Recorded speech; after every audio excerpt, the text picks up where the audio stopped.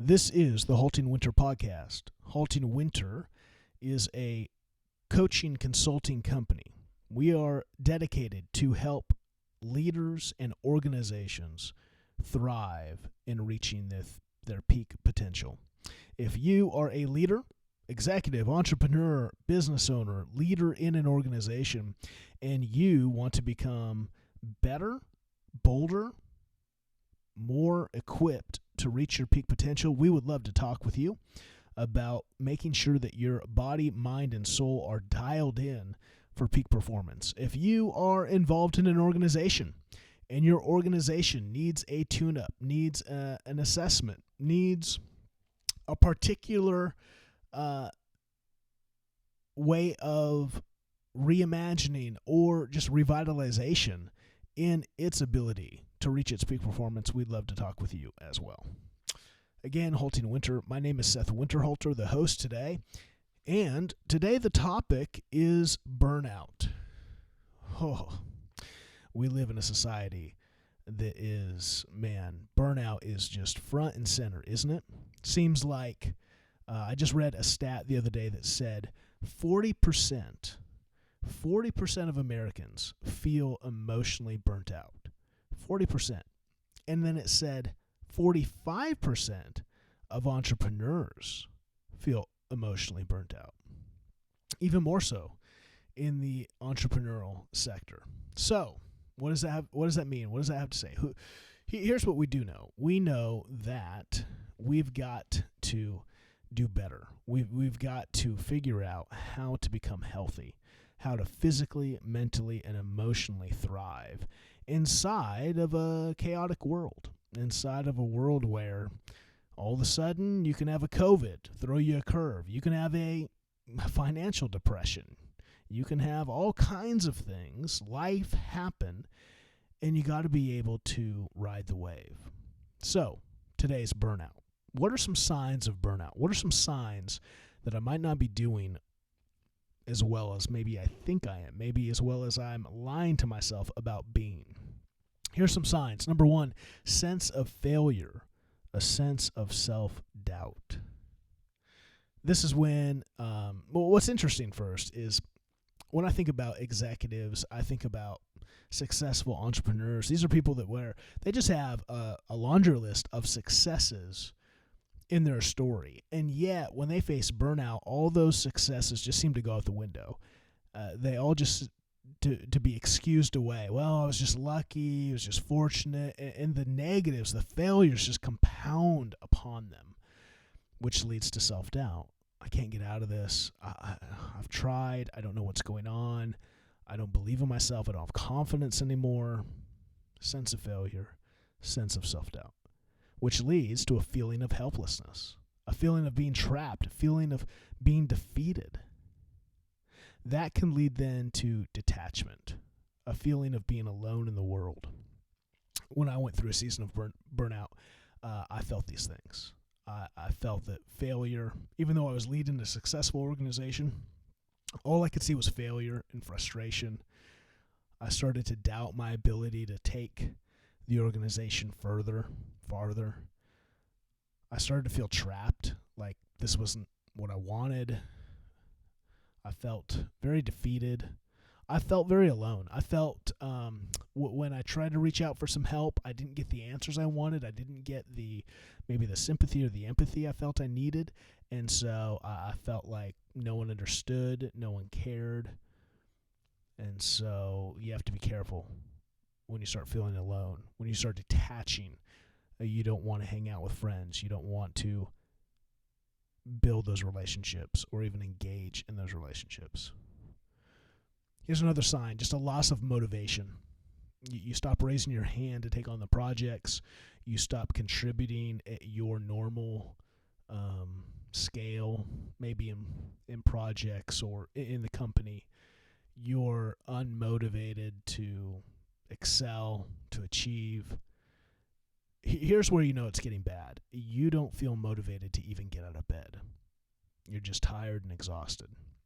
You wake up tired. You go throughout the day tired. You come home tired. You sit in a chair and just stare at the wall. you're in burnout. You are increasingly cynical, and you have a very negative outlook. This was me to a T. I am a very positive person. I tend to think the best of people, hope for the best, want to be inspiring, want to be encouraging. And at the peak of my burnout, just everything was frustrating. Everything was cynical. Everything was, why isn't anyone pulling their weight? Why? And it was a very negative outlook, and I couldn't even see it, right? I felt it. I felt that I was frustrated, but I didn't see the negativity. And here's the thing. If you're a leader, you're leading this way. Like, culture is important. You are setting the tone. And what's going to happen is if you look around and you think that, well, why are people, why aren't they pulling their weight? Why aren't they contributing? Why aren't they? Well, maybe it's you. Maybe that's the culture you've created, where they don't want to speak up because they're just going to get flamed. They don't want to contribute because they're afraid the way you're going to react. Be careful, leader, because burnout's not just affecting you. It's affecting the people you lead. You have a decreased satisfaction. You have a decreased sense of accomplishment. If you do win at things, they don't feel like wins. They feel like failures. Here are some signs. Here's some things that are actually physically happening to you. You're probably more anxious. And again, I'm not an anxious person. I like at all. And yet, when I was in the height of burnout, I started feeling anxious. I started feeling very anxious about meetings, anxious about what people thought about me, anxious about things I used to never give time to, never give thoughts to. And because you're anxious, it means you're probably going to struggle with your sleep. It's when your mind becomes most anxious, when you're trying to rest, trying to recover. So you have a lack of sleep. You live the day with a general fatigue. You have a lack of creativity because your mind's not clear. Your mind's clouded. And because you're not creative, you have a lack of purpose. Why am I in this job? Why am I in this position? Why should I care? You become emotionally numb. And this is usually a sign that you're so emotionally fatigued. You're not, again, how's your marriage? How are your relationships? You're going to start to see these things start to fray because everything is negative. But then I think after negativity comes numbness, where you just shut off. You just say, well, I don't really want to be negative. I'm tired of fighting. So I'm just going to shut off. You become emotionally numb at work, at home. Again, just that cynical, negative outlook. I could frame my burnout with three things. I was exhausted. My exhaustion led to frustration, and my frustration led to a depression. And what I needed was energy instead of exhaustion. I needed energy to foster then creativity instead of frustration, and so that I could live with intentionality and purpose. I wanted energy to funnel and fuel my creativity so I could live with intentionality and purpose instead of exhaustion leading to frustration and leading to depression. So if this is you, if any of these things, these kind of symptoms, these physical realities of burnout, if these are making you go right now as you listen to this, go, wait a minute, man, I feel like I might have some of that. I kind of identify with that. I kind of identify with that detachment, that helplessness, that feeling of failure, loss of motivation, whatever it is. And again, burnout is not just for executives and entrepreneurs. We can all face different types of burnout in different phases, in different aspects of life. Here's something that you can do. There are many things you can do. You can go to a counselor. You can go to a therapist. You can work some things out. You can do some of your own work, right? You might read a book on thinking through anxiety and fears and working through maybe some self-doubt. There's some things that you can do by yourself. There's some things that you can do with others. But here's something that you can do no matter what, right? Sometimes we make excuses. Oh, therapy. Oh, that's for weak people, which it's not. It's for all people. I don't have time. Oh, I need to get the book. I need to read it. I need it right. You can make a lot of excuses. But here's some easy things you can do. because a lot of burnout, not that it can be solved, it might be, but it can at least be helped by controlling your physical. 3 things that you can do. Number 1, nutrition. Be very mindful of what you're putting into your body. Because if you're tired and fatigued, the last thing you need is an excess of carbohydrates. The last thing you need is to be over-caffeinated to try to, you're tired, so you're caffeinating yourself to try to get out of that, but then you're crashing and making your valley even deeper. So be careful of the carbs, be careful of the caffeine, be careful of the sugar. It's doing the same thing. It's giving you an insulin spike to kind of wake up a little bit, and then it's making you crash hard. Cut the sugar. Really limit the caffeine. And really limit the carbs.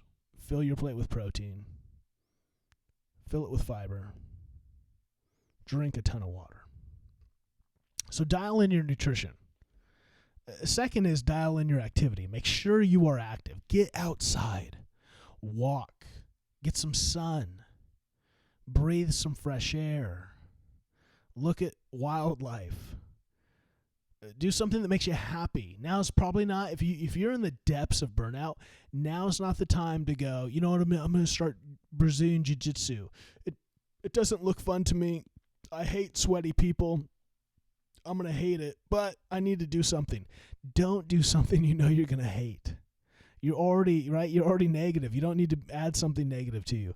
Do something you like. You're like, you know what? I like to play basketball. Great. Go play basketball. Do something that will make you active that you'll enjoy. You need positivity. You need some joy in your life right now. You're not doing something that you already are going to have a bent to dislike, even if it is active. Better than nothing activity, but it'd be better if you found something you liked. So, dial in your nutrition, get some activity, and number 3, sleep. Be very mindful and intentional with your sleep. Make sure that I would say, especially when you're in a season of burnout, really dial in and make sure that the hour before you go to bed and the hour after you wake up are really habitual. Meaning, an hour before you go to bed, shut off the phone. Just get all the noise out of your life. You don't need noise right now. You need calm. You need peace. Do some journaling. Do some affirmations of some positive things. Take time to be thankful and grateful. Right? Do things that are going to put you in a mood for sleep, and think about positive things so that your brain, when it's doing its thing, is thinking about positive things instead of negative things. Take that hour before you go to bed and be really intentional. Take the hour after you wake up and be intentional as well. Set your day up for positivity. Think good affirmations. Remind yourself of who you are. Remind yourself of the positives, the successes, the triumphs that you've done. Remind yourself of the positives, the vision that you're going towards, the things that do excite you, the things that are worth living for. And if you don't have any of those, then create them. This is your life. Stop living it for anyone else.